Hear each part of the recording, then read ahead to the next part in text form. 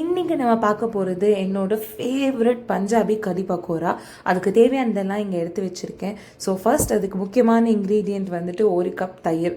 Okay, ரொம்ப திக்காவும் ரொம்ப தின்னாவும் இல்லாமல் ஒரு நல்ல குவான்டிட்டி தயிர். அதுக்கப்புறமா அந்த தயிரில் ஆட் பண்ணுறதுக்கும் கறி பண்ணுறதுக்கும் நமக்கு தேவையான ஸ்பைசஸ் அண்ட் தென் இன்க்ரீடியன்ஸ் எல்லாம் எடுத்து வச்சுருக்கேன். கடலை மாவு, ஜிஞ்சர் கார்லிக் பேஸ்ட், ஆனியன்ஸ், மிளகாய் பொடி, கருவேப்பிலை, பெருங்காயம், உப்பு, இஞ்சி, பச்சை மிளகா, மஞ்சள் பொடி அண்ட் ஜீரா. ஓகே, சோம்ஃப் கூட. இங்கே வந்து நான் பெஸ்லர் மோட்டாருக்குள்ளே வந்துட்டு ஒரு 2 ஸ்பூன்ஸ் ஆஃப் கொரியாண்டர் சீட்ஸ் வந்து போட்டு பாதியாக உடச்சி வச்சுருக்கேன். இதுதான் வந்துட்டு ஹைலைட் ஆஃப் திஸ் கறியே. ரொம்ப டேஸ்ட்டாக இருக்கும் அந்த தனியாவோட ஃப்ளேவர். தென் இந்த பக்கோடா பண்ணுறதுக்கு நான் இங்கே வந்துட்டு வெங்காயத்தெல்லாம் வந்து ஸ்லைஸாக நறுக்கி வச்சுருக்கேன். அந்த பக்கோடா பண்ணுறதுக்கு வந்துட்டு நம்ம கொஞ்சம் கடலை மாவு, உப்பு, பெருங்காயம், ஜிஞ்சர் கார்லிக் பேஸ்ட், ஓமம், சோப், ஜீரா, பச்சை மிளகா, இஞ்சி, கட்டை மிளகா பொடி அண்ட் தென் கருவேப்பிலை அதையும் நான் எடுத்து வச்சுருக்கேன். இது மொத்தத்தையும் குக் பண்ணுறதுக்கு நான் வந்துட்டு இங்கே ஒரு 2 ஸ்பூன்ஸ் ஆஃப் கீ எடுத்து வச்சுருக்கேன். இது கீயில் பண்ணால் செம்ம டேஸ்ட்டாக இருக்கும். என்னோட மோஸ்ட் ஃபேவரட் கம்ஃபர்ட் ஃபுட்னா இதுதான். குயிக்காக ஒரு 10 to 15 மினிட்ஸில் எல்லாமே ரெடி ஆகிடும். ஸோ ஃபர்ஸ்ட் இந்த கறி பண்ணுறதுக்கு நான் வந்து தயிரில் அந்த gram flour which is like கடலை மாவு, உப்பு, கட்டை மிளகா பொடி அண்ட் தென் பெருங்காயம் ஆட் பண்ணிக்க போகிறேன். கூடவே மஞ்சள் பொடி அண்ட் தென் ஜிஞ்சர் கார்லிக் பேஸ்ட்டும் ஆட் பண்ணிப்பேன். இது எல்லாத்தையுமே ஆட் பண்ணிவிட்டு இது கூட வந்துட்டு நல்லா விஸ்க் பண்ணி நல்லா ஒரு ஃப்ளோயிங் கன்சிஸ்டன்சிக்கு எடுத்துகிட்டு வந்துடுவோம். தோசை பேட்டர் மாதிரி இல்லை, பட் பயங்கர தண்ணியாக ஒரு மோர் பண்ணிங்கன்னா எப்படி பண்ணுவீங்க அந்த அளவுக்கு வந்து தண்ணியாக இருக்கும். ஒன்ஸ் குக்காக அது வந்து கொஞ்சம் திக்கன் ஆகிடும் கடலை மாவு இருக்கிறதுனால. ஓகே, ஸோ இதில் வந்துட்டு இவ்வளோ தான். நான் கூட வந்துட்டு மற்ற இன்க்ரீடியன்ஸ் வச்சுருக்கேன் இல்லையா, ஆனியன், சில்லிஸ், அப்புறம் ஜிஞ்சர், கருவேப்பிலை, அதெல்லாம் வந்துட்டு நம்ம தாளிச்சுட்டு அதுக்கப்புறமா இந்த பேட்டர் மாதிரி நம்ம கரைச்சி வச்சுருக்கிறது வந்துட்டு ஆட் பண்ணிப்போம். இந்த பஞ்சாபி கறி பக்கோடா வந்துட்டு நம்ம சவுத் சைடில் நம்ம மோர் குழம்பு பண்ணுவோம்ல வித் தேங்காய், அந்த தேங்காய் இல்லாமல் அவங்க வந்து மோரை வச்சு செய்கிற ஒரு ஐட்டம் வித் கடலை மாவு. இன்னொரு ஒரு ஃபேக்ட் என்னென்னா கடலை மாவு also has a lot of protein. But வயசானவங்களுக்கு கொஞ்சம் டைஜஷன் இஷ்யூஸ் இருக்கிறவங்க கம்மியாக கடலை மாவு சேர்த்துக்கோங்க. ஏன்னா கடலை மாவு வந்து கொஞ்சம் இன்டைஜஷன் க்ரியேட் பண்ணும் சில பேருக்கு. ஸோ கடலை மாவை வந்து பார்த்து சேர்த்துக்கோங்க. பட் இதில் வந்து கடலை மாவு தான் டேஸ்ட்டு அண்ட் நான் சொன்ன மாதிரி தனியாக தான் டேஸ்ட். ஸோ இங்கே எல்லா இன்க்ரீடியன்ஸையும் போட்டுட்டோமா, ஃபஸ்ட்டு வந்துட்டு லம்ஸ் இல்லாமல் நல்லா மிக்ஸ் பண்ணிக்கோங்க எல்லாத்தையும். அதுக்கப்புறமா நம்ம வந்து இப்போ பார்க்குறதுக்கு ஒரு பஜ்ஜி பேட்டர் கன்சிஸ்டன்சியில் இருக்கும். நீங்கள் இதுக்கப்புறமா நல்லா அதை லிக்விட் பண்ணிக்கணும். ஒரு கிளாஸ் ஒரு 1.5 கிளாஸ் தண்ணி ஊற்றி அதை நல்லா வந்துட்டு லிக்விடாக வந்து கரைச்சி வச்சுக்கணும். அதை அப்படியே குக் பண்ணணுனாலே டேஸ்ட்டு சூப்பராக மாறிடும். இது வந்து பண்ணுறதுக்கே 10 மினிட்ஸ் தான் ஆகும். ஆனால் ஏதோ ஒரு பரவாயில்லப்பா ஹோட்டல் ஸ்டைலில் ஒரு நார்த் இந்தியன் டிஷ் நாங்களும் பண்ணிட்டோம் அப்படின்னு சாப்பிட்லாம். இந்த கறி சாவல்ன்றது வந்துட்டு பயங்கர ஒரு கம்ஃபர்ட் ஃபுட். நமக்கு ரசம் சாதம் எப்படியோ அந்த மாதிரி அவங்களுக்கு இது ரொம்ப வந்து ஒரு கம்ஃபர்டிங்கான ஒரு ஃபுட்டு. இதுக்கு எதுவுமே தேவையில்லை. அந்த பக்கோடா கூட it's and like add on தான். அது ரொம்ப டேஸ்ட் நல்லாயிருக்கும். வீட்டில் எந்த காயுமே இல்லை, ஆனால் இன்ட்ரெஸ்டிங்காக ஏதாவது பண்ணணும் அப்படின்னு யோசிச்சிங்கன்னா இது நீங்கள் பண்ணலாம். இதுக்கு வெறும் தேவையானது வெங்காயம் மட்டும்தாங்க. வெங்காயம், பச்சை மிளகாய், இஞ்சி இருக்குது அப்படின்னா அது நம்ம வீட்டில் எப்பயுமே எல்லாருமே ஸ்டாக் வச்சுருப்போம். ஸோ அது இருக்குது அப்படின்னா இதை கண்டிப்பாக பண்ணுங்கள். ஸோ நான் இங்கே ஒரு பேனில் வந்துட்டு அது கரைச்சதுக்கப்புறம் இங்கே அந்த நெய் எடுத்து வச்சுருந்தேன் இல்லையா, அதை வந்து இதில் ஆட் பண்ணிக்கிறேன். அது நல்லா மெல்ட் ஆகி சூடானதுக்கப்புறமா நம்ம வந்து ஸ்பைசஸ் ஆட் பண்ண போகிறோம். ஓகே, இது கொஞ்சம் இதில் இருக்கிற ஆயில் இவ்வளோ தான், வேறு எதுவும் கிடையாது.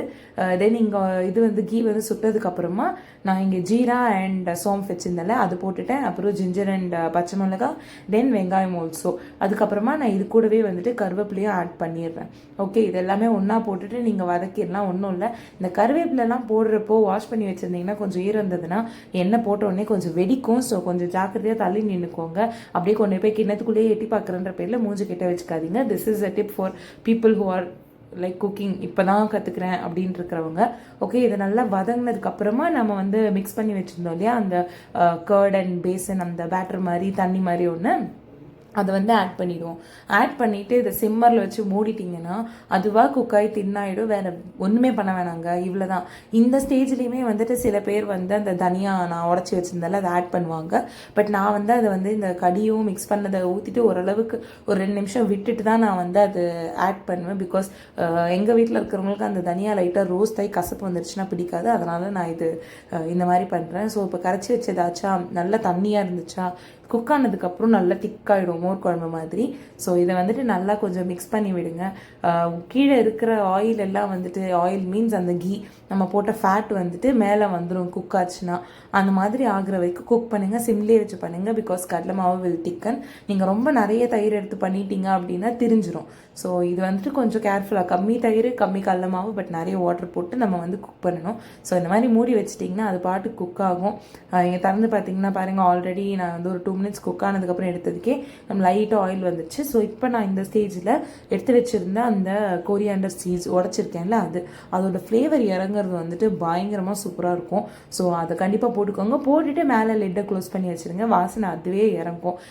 அது வந்துட்டு ஒன்றுமே இல்லை, சிம்பிளான கம்ஃபர்ட் ஃபுட். ஸோ அதுக்கு மேலே போடுறதுக்கு இந்த பக்கோடாவுக்கு நான் வெட்டி வச்சிருக்கிற வெங்காயம் கூட இங்கே தட்டில் எடுத்து வச்சிருந்த கடலை மாவு, தென் உப்பு, பெருங்காயம், கட்டை மிளகா பொடி, கருவேப்பிலை, ஹோமம், ஜீரா, சோம்ஃப், அப்புறம் இஞ்சி பச்சை மிளகா, இது எல்லாத்தையுமே அதில் ஆட் பண்ணிக்க போகிறேன். ஓகே, ஸோ இதில் வந்து தனியாக நீங்கள் தண்ணி எதுவுமே ஆட் பண்ணக்கூடாது. பிகாஸ் உங்களுக்கு வந்து இங்கே வெங்காயம் இருக்கு இல்லையா, வெங்காயத்தில் உப்பு போட்ட உடனே அதுவே வந்து தண்ணி விட்டுக்கும். ஸோ நீங்கள் நிறைய கடலை மாவும் ஆட் பண்ண வேணாம், நிறைய தண்ணியும் ஆட் பண்ண வேணாம். நீங்கள் கொஞ்சம் கம்மியாகவே பண்ணிக்கோங்க. நம்ம இதை வந்து ஏர் ஃப்ரையரில் தான் பண்ண போகிறோம்.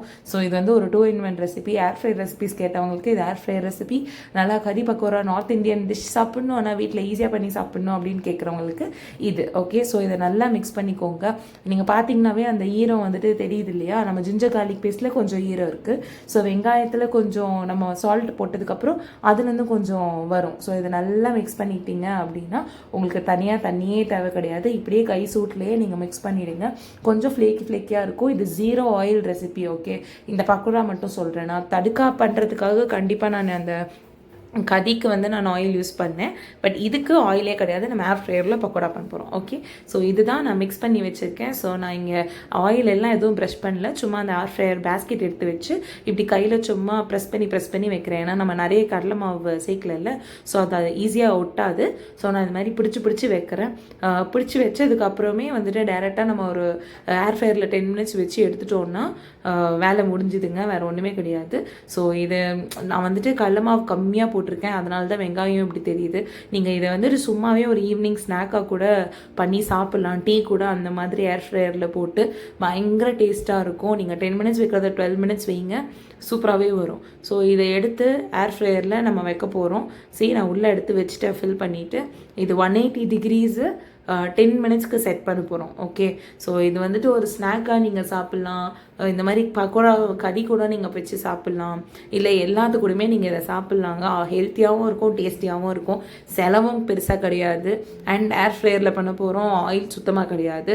ஸோ நீங்கள் இது பண்ணிக்கலாம். ஒரே ஒரு ஏர் ஃப்ரையர் டிப் என்ன அப்படின்னா, சப்போஸ் நீங்கள் ஒரு 10 minutes to 12 minutes வைக்கிறீங்க ஒரு ஐட்டம் வந்து ஃப்ரை ஆகிறதுக்கு, ரோஸ்ட் ஆகிறதுக்கு அப்படின்னா, நீங்கள் வந்துட்டு 10 minutes ஆனால் உடனே எடுக்காதீங்க. கொஞ்சம் அப்படியே ரெஸ்டிங் டைம் விட்டுட்டு ஒரு 1 or 2 minutes கழித்து எடுத்தீங்க அப்படின்னா அது ரொம்பவே கிறிஸ்பாக இருக்கும். ஸோ அதை ட்ரை பண்ணி பாருங்கள், ஏர் ஃப்ரையர் வச்சு ட்ரை பண்ணுறவங்க எல்லாம். நான் இங்கே எவ்வளோ தண்ணியாக விட்டேன் அந்த கடி, இது வந்து பாருங்கள் இப்போ நல்லா திக்கன் ஆயிடுச்சு. ஸோ இந்த திக் கன்சிஸ்டன்சி வந்த உடனே நீங்கள் க்ளோஸ் பண்ணி வச்சிடலாம். இங்கே ஏர் ஃப்ரையரில் ஃப்ரை ஆகிடுச்சு இல்லையா, இந்த கடி பக்கோரா நான் எடுத்து வச்சுருக்கேன்ல 10 minutesக்கு அப்புறம், அதையும் எடுத்து இந்த இது மேலே நீங்கள் ஆட் பண்ணிட்டீங்க அப்படின்னா முடிஞ்சுது. பாருங்கள், கொஞ்சம் கூட ஆயிலே இல்லாமல் அது வந்து நல்லாவே கிறிஸ்பியாக வந்திருக்கு. உடஞ்சி வருது. இப்போ நான் கையில் எடுத்தேன்னா அந்தளவுக்கு கிறிஸ்பியாக வந்திருக்கு. ஸோ இதை வந்து மூடியை திறந்துட்டு குக் ஆனது மேலே உங்களுக்கு மேலே லைட்டாக அந்த ஆயில் கீ கிளேஸ் தெரியுதுல்ல, மேலே வந்துருச்சுன்னு அர்த்தம். ஸோ இது அதுக்கப்புறமா அந்த மேலே வந்துட்டு நமக்கு கொஞ்சம், எனக்கு வந்து கொஞ்சம் கிறுக்கு முறுக்குன்னு பக்கத்தில் வச்சுக்கிட்டு கொஞ்சம் அந்த கடியோடு போட்டு சாப்பிட்றது பிடிக்கும். ஸோ 4 மட்டும் போட்டுட்டு நான் மிச்சம் எடுத்து வச்சுருக்கேன். இங்கே வந்துட்டு மேலே வந்துட்டு நல்லா லாவிஷாக கொரியாண்டர் லீவ்ஸ், கொத்தமல்லி அதையும் ஆட் பண்ணிவிட்டு இங்கே தட்டில் இந்த மாதிரி ரைஸ் கூட வச்சு நம்ம வந்துட்டு இதை சாப்பிட்டோம் அப்படின்னா பயங்கர டேஸ்ட்டாக இருக்கும். ரொம்ப ஒரு கம்ஃபர்டிங்கான ஃபுட். எனக்கு சமைக்க மூடே இல்லைன்றவங்க கூட இதை ட்ரை பண்ணி பார்த்து என்ஜாய் பண்ணலாம்.